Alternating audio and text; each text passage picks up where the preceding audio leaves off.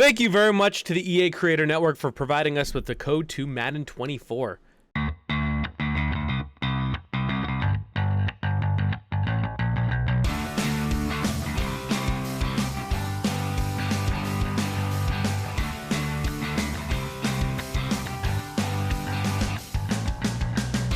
Now, if your expectation of an annual sports game is that they will completely overhaul how the game plays from the previous year, this review isn't going to be for you. We're not going to go into the heavy details or stuff like graphics and presentation because EA always does a great job in those departments. This year, we want to talk about the under-the-hood changes that makes Madden, at least as of this review, a much better experience than Madden 23. I can't speak to any of the future changes that the dev team decides to make. So let's talk about Madden's major changes. The first major change is an update to Madden 23's Field Sense. Field Sense was introduced as a new gameplay system that tried to make the game feel real, but in Madden 23 it was a little clunky.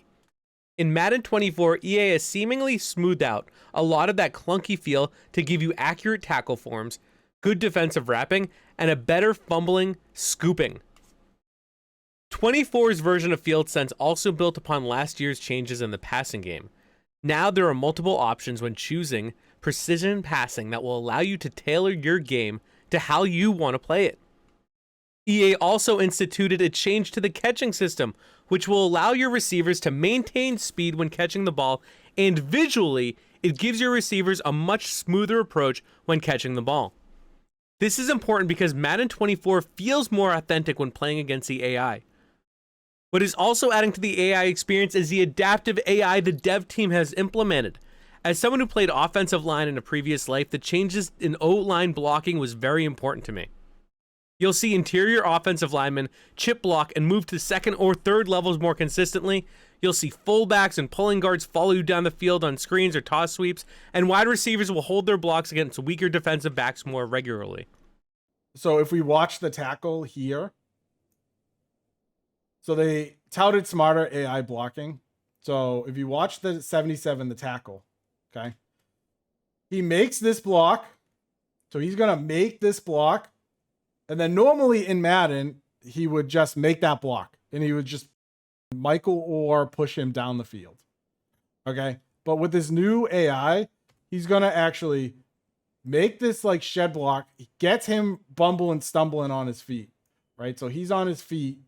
And then he actually leaves. He disengages. He disengages and is now looking for someone to take on. He's probably going to come here if I had to guess. But now he's looking at someone because he knows this guy is, once he's on the back of his heels, he's done. So now he's running just downfield to go make a play, to go make another block, which he makes up pancakes for Micah Hyde. All of this is important because it leads to the next major Madden 24 change, franchise mode. In Madden 23, franchise mode felt like a throwaway when compared to Madden Ultimate Team, but in 24, its iteration is great. We're going to highlight some of the major changes in franchise that will leave you with that nice nostalgic feeling if you're an old-time Madden fan. The first is Training Camp. Training Camp is like a set of mini-games that will evoke some great feeling of the PS2 era Maddens. Things like Oklahoma drills for running backs, skeleton tree passing for QBs, and wide receiver battles for wide receivers are back. Running your players through these drills will allow you to upgrade your players and eventually par down your rosters with the people you want. Have an undrafted linebacker on the bubble that you think can make a difference in a year or two?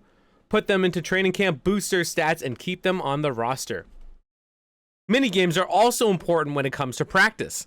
This will focus on a couple players a week, which will give you a much smaller boost than the training camp version of the minigames. All 26 minigames are available for you to use, but your focus players will be based on your weekly strategy.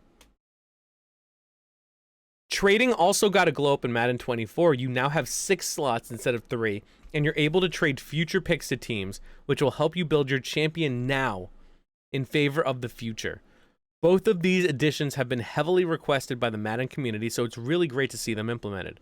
And while I haven't tested the trade market yet, Madden 24 is touting a better tuned trade AI as well. Finally, the commissioner tools in franchise mode got a major upgrade. I'm not going to go into the entire depth of the tools because they can be extremely overwhelming, but if you're a person that likes complete control of what they're doing in a franchise, you now have that ability.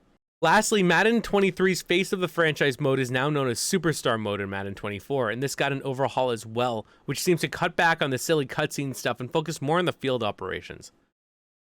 You'll start at the NFL Combine, you'll get drafted by a team, and start the regular season with the hope of becoming a franchise player in the league. And while Madden 24 isn't the massive overhaul some people want from an annual sports title, it's a much more competent and better package than Madden 23.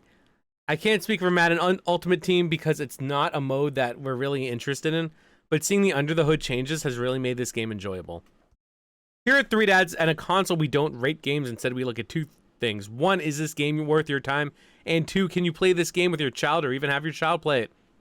I think this game does respect your time outside of Ultimate Team. Ultimate Team modes are meant for you to grind away, and again, Madden Ultimate Team doesn't really interest us, but it seems like the franchise and Superstar upgrades respect your time and do away with the fluff.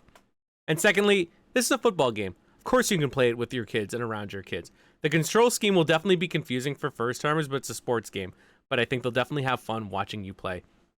If you enjoyed the review, please leave a like, drop a sub, and we'll see you on the weekly podcast here at 3 Dads and a Console. Bye, Felicia. Stafford. Oh, he tries to force it in, and it's intercepted. Picked off by Nate Hobbs. And he takes this one back into the end zone, and the Raider defense delivers a score.